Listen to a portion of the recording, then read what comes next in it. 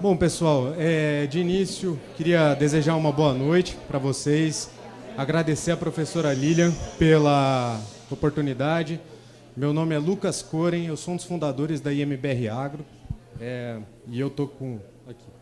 A IMBR Agro é uma gestora de riscos, mas não é uma gestora de riscos qualquer. A gente atua no mercado agropecuário e a agricultura não é simples, tá? E entender os riscos atrelados a essa atividade é mais complexo ainda. De um lado, a gente tem o mercado operando de acordo com as suas próprias dinâmicas, e do outro lado, a gente tem a agrometeorologia e o manejo, que no fim das contas é o que reflete diretamente no bolso do produtor e da produtora rural.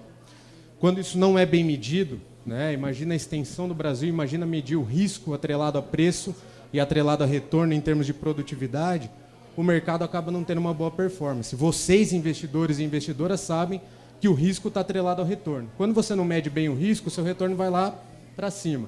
E é isso que acontece. Produto financeiro para o agricultor é caro.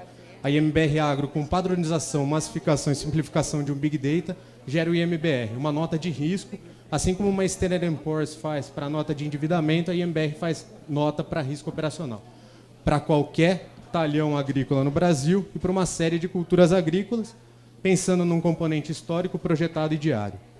Bom, essa é a nossa abordagem, é um slide bem carregado, mas é para mostrar para vocês como funciona o algoritmo. Primeiro, a gente identifica a produção agrícola, estima a produtividade com base no centroide da região onde está sendo plantada a cultura de interesse, estrutura, analisa e gera resultado. O resultado é o IMBR mais uma série de componentes. Tá? E esses componentes são justamente o risco atrelado a preço futuro, risco atrelado a preço à vista, risco atrelado à produtividade, risco atrelado à taxa de câmbio. Tudo isso numa única informação, pessoal. Uma única informação.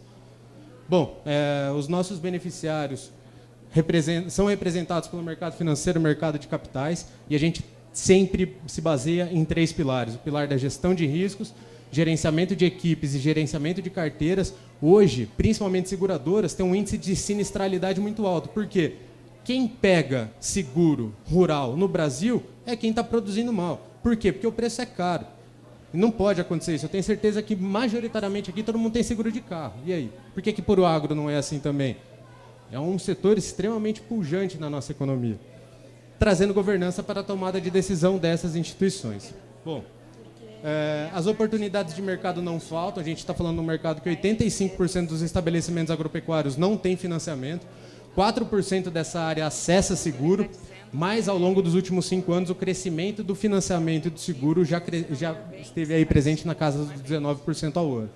Além de outras alternativas como o Fiagro, trazendo, portanto, a gente brinca, né, a Faria Lima para o campo, isso é muito importante. E se a gente for parar para pensar o tamanho do mercado da IMBR Agro hoje, atuando com financiamento e com seguro, mercado de capitais e mercado financeiro, está na casa dos 12 bilhões de reais, com potencial de crescimento em menos de 2 anos de 17%. A IMBR Agro tem uma série de POCs, a gente precisa provar conceito para as empresas, não tem como fugir disso. Essas POCs estão em abertos com probabilidade muito alta de fechar 5 contratos até o final desse ano, a gente existe desde na metade de 2020. Em 18 meses, que é o prazo do investimento, a gente tem projeção de aumento de faturamento na casa dos 697%, pensando aí num ticket médio de 180 mil ano com as instituições financeiras, entregando para elas a probabilidade de avaliar mais de 20 mil apólices com esse preço. É um retorno para a instituição muito interessante. As nossas soluções se adequam à realidade de qualquer setor, de qualquer instituição, seja via as plataformas que a gente tem prontas, seja as vias APIs que podem ser acopladas em qualquer sistema. Nós somos um SaaS, o nosso modelo de negócios é a venda do acesso ao SaaS mais as requisições via APIs, tornando o projeto extremamente escalável. Em relação aos nossos concorrentes, a nossa tecnologia é uma tecnologia democratizada, uma tecnologia de avaliação de risco baseada em estatística, porque risco é estatística.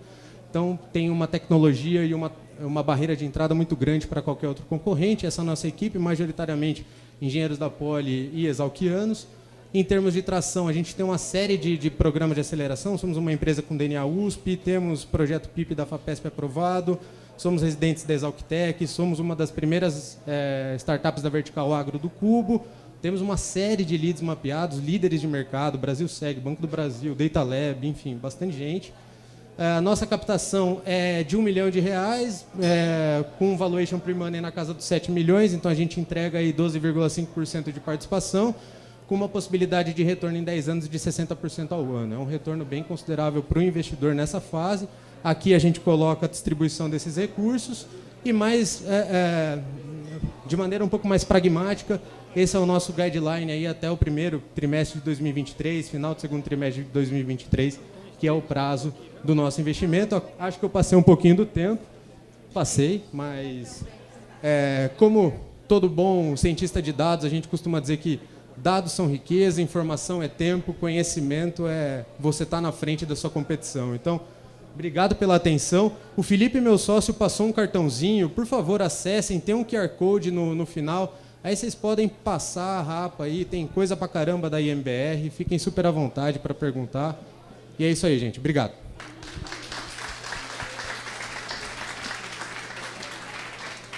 Parabéns pela abordagem, pelo que vocês construíram, Lucas.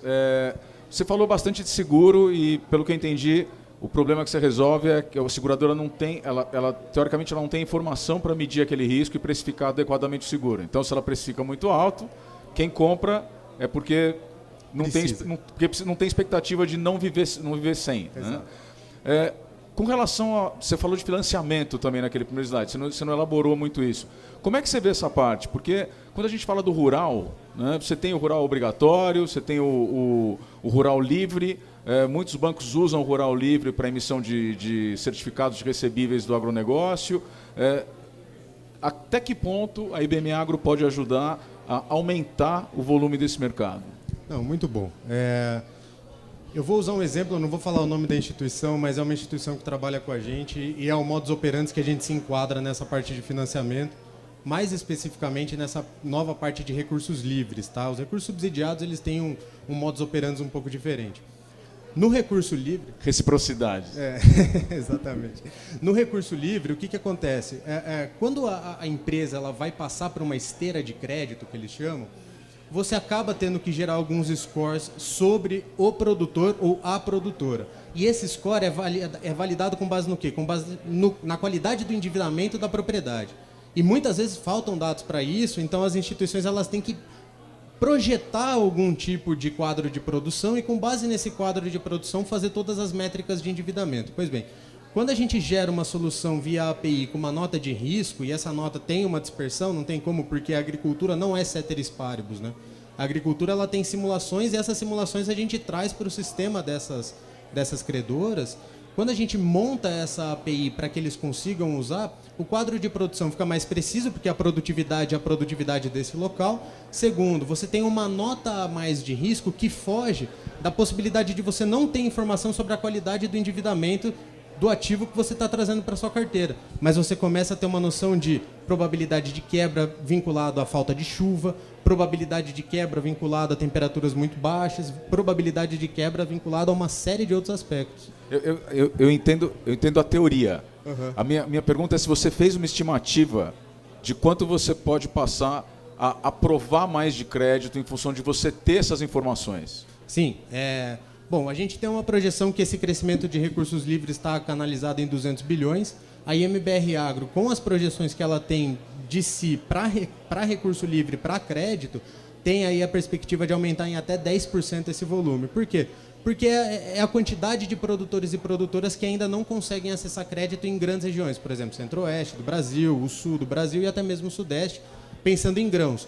Como a gente tem a probabilidade de acoplar outras culturas, por exemplo, cana-de-açúcar, esses 10% já conseguem aumentar a ponto de 11%, 12%, alavancar além desses 200 bilhões que já são possíveis de crescimento. Mais alguma pergunta, pessoal? 1 minuto. Oi. Olá. Tudo bem? A minha dúvida para ti é relacionado a... Você disse que, na maioria das vezes, as pessoas que acham que não vão ter bom desempenho é que capturam esse seguro. Exato. E o que te faz ter essa informação com essa assertividade que você traz para a gente? Ótima pergunta, e isso a gente consegue como? Prova de conceito com as seguradoras. No caso, esse exemplo é referente às seguradoras. Por quê? O primeiro passo de teste do IMBR está justamente na classificação dos ativos dessa seguradora. A seguradora chega com a gente com uma hipótese falando, olha, eu sei qual é a classificação de risco desses ativos, então classifique-os para mim com base no seu trabalho. E aí a gente consegue ver que, geralmente, assim, 90% dos casos, quando esses ativos que estão na carteira da seguradora são apólices que se encontram em locais que as probabilidades de quebra, muitas vezes por conta de clima, são muito altas. Então, isso tudo é porque a gente tem um banco de dados extenso com seguradoras. Ali eu mapeei 2, mas a gente, das 17 seguradoras que são inscritas no Programa de Subvenção ao Prêmio de Seguro Rural do MAPA, a gente tem contato com 14 delas. Então, a gente tem muita informação para conseguir gerar esse tipo de conhecimento, que é sempre replicado no índice da IMBRA.